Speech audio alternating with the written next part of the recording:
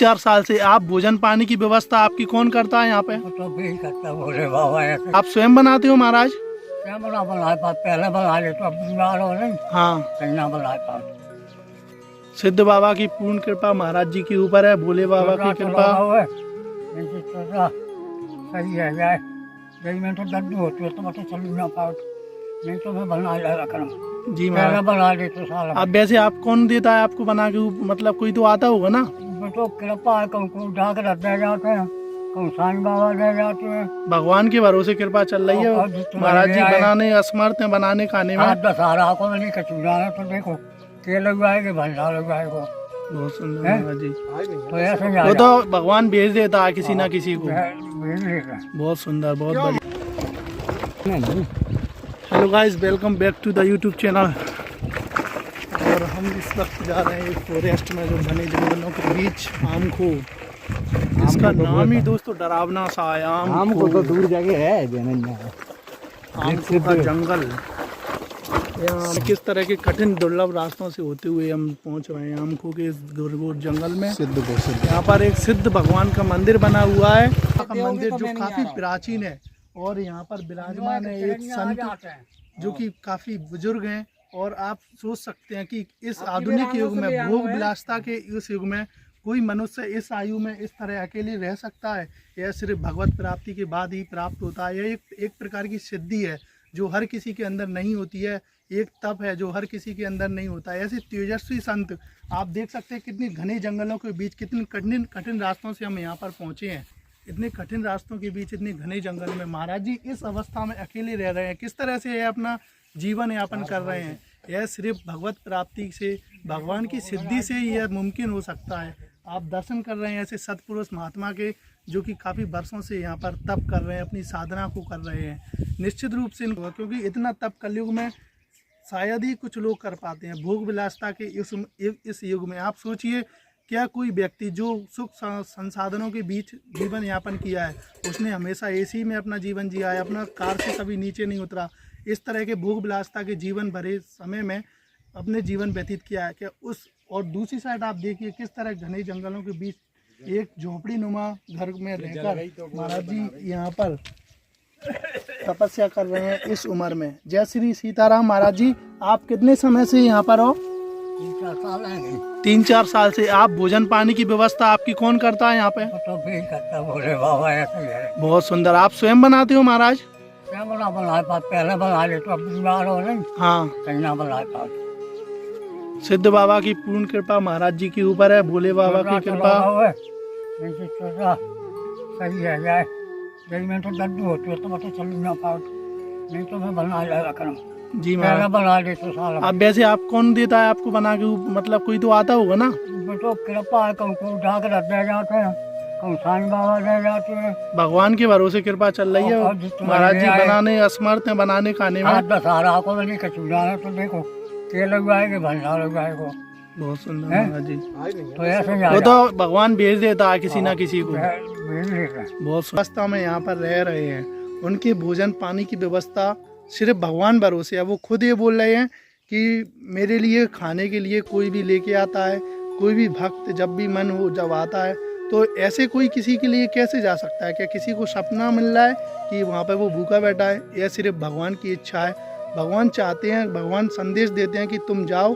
जिसके द्वारा वह करवाना होता है उसके मन में, जिस प्रकार अभी इन दोनों भाइयों के मन में विचार आया कि हमें आज सिद्ध बाबा के मंदिर पर चलना चाहिए, तो यह कुछ ना कुछ महाराज जी के लिए भोजन या कुछ फल फ्रूट जो भी लेके आए महाराज जी को समर्पित किया। इसी तरह उनके मन में विचार कैसे आया?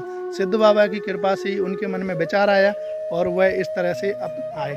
और वो बोल रहे हैं कि हम अक्सर इस तरह से ही आते रहते हैं और निस्वार्थ भाव से हम यहाँ पर आते रहते हैं। जब तक हमारा जीवन है हम यहाँ पर आते रहेंगे और भगवान की सेवा करते रहेंगे।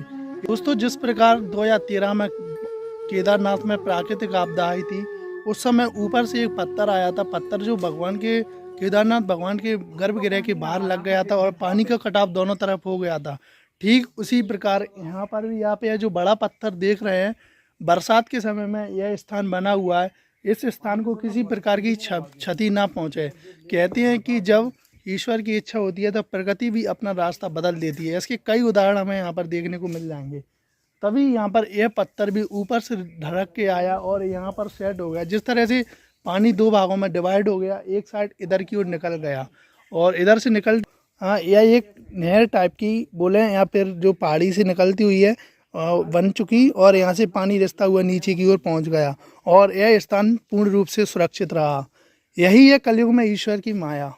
समय में यहाँ पर कोई सिद्ध हुआ करते थे जो यहाँ पर आकर उन्होंने अपनी तपस्या की। तपस्या करने के बाद उनको लोगों ने समझा जाना और उनकी तपस्या से प्रभावित होकर यहाँ पर स्थान बना दिया गया। यही है प्राचीन सिद्ध स्थान। ऊपर ही से और ये हमारे ओम प्रकाश भाई। ओपी भाई, आप इस स्थान से कितने समय से जुड़े हुए हो? आप किस कार्य के लिए आप यहाँ पर आए? अभी चले आना महाराज जी देख रहे खाना देने। बहुत सुंदर है, बहुत अच्छा काम कर रहे हैं दोनों भाई। पाइप फूट जाता है, ये बंदर पाइप फूट जाते हैं तो जाए जुड़ जाते हैं। आज फिर टूट गया, देख सकते कहाँ से खराब है। ऊपर मंदिर के बगल में पानी निकल हमेशा मंदिर का सहयोग करते हुए आए हैं। यह हमारे दो भाई हैं जो कि बिना किसी स्वार्थ को लेकर यहाँ पर आए हुए हैं और महाराज जी की सेवा करते रहते हैं। बहुत पुण्य कार्य कर रहे हैं। हमारे संत महात्माओं ने हमेशा एकांत को अपना साधना का केंद्र चुना है, क्योंकि संसार के व्यसनों से दूर, भोग विलासता से दूर एकांत में प्रभु के दर्शन मुमकिन है।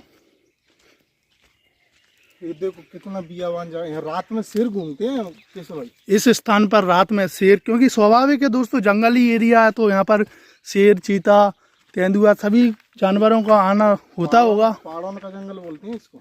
लेकिन फिर भी दोस्तों किस तरह से सिर्फ अपनी साधना में तो सब कुछ भुलाए बैठे हुए हैं।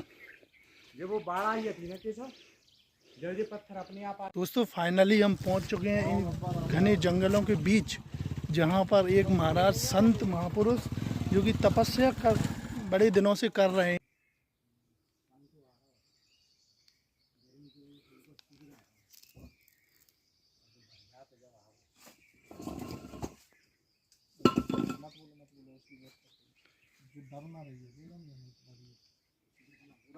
यह पानी का एकमात्र स्रोत है। आपको कैसे पता चला कि आज महाराज जी के पास जाना चाहिए? किस तरह मन में विचार आया? हम आते रहते हैं एक दो दिन में, एक दो हर रोज समझ लो आप एक दिन छोड़ के आते हैं। अच्छा, ये पानी कहाँ से आ रहा है इसमें? ये पानी भगवान की देन है, गंगा मैया की कृपा से आ रहा है, पहाड़ों से रिश्ता हुआ। पानी की ऊपर कुआं में पानी नहीं निकलता। सत्य बात है। और में कितनी ऊंचाई है, आधे किले पे अपन। बिल्कुल सत्य बात है। और यहाँ भी कोई विशेष ज्यादा पानी नहीं है, लिमिट में है। अच्छा, बरसातों के समय में प्राकृतिक रूप से झरना बन जाता है इस जगह पे। काफी बियावान जंगलों के बीच यह दृश्य आप लोगों को, शायद भगवान ने भी हमें बुलाया आज।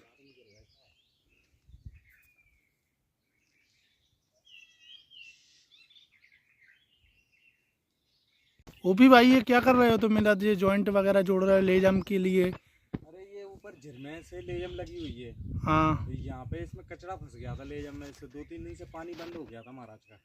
अच्छा। तो पानी के लिए बोला था उन्होंने कि पानी नहीं है, पानी के लिए परेशान थे। और कोई आ जाता तो दे जाता, नहीं ऐसी गर्मी में बिना पानी के रहे हैं 2-2 दिन आता। 2-3 दिन तक पानी नहीं पिया। उनकी झोंपड़ी में आग लग गई थी तो 2-3 दिन तो पेड़ के नीचे सोए हुए ऐसी गर्मी में। अच्छा। और का ये तो जी आगरा के अब पूजा करने के लिए आए थे। हाँ, तो वे बना गए थे। इनके भक्त मतलब दूर दूर है इनकी प्रसिद्धि। हाँ, वो तो उन्हें सपना देते हैं, जिसे बुलाना होता है तो उसे बुला लेते हैं। यह पाइपलाइन जिसमें पानी का एकमात्र स्रोत है और इसी माध्यम से पानी पहुंचता है महाराज जी की कुटिया तक। पानी जितना कम होगा ना,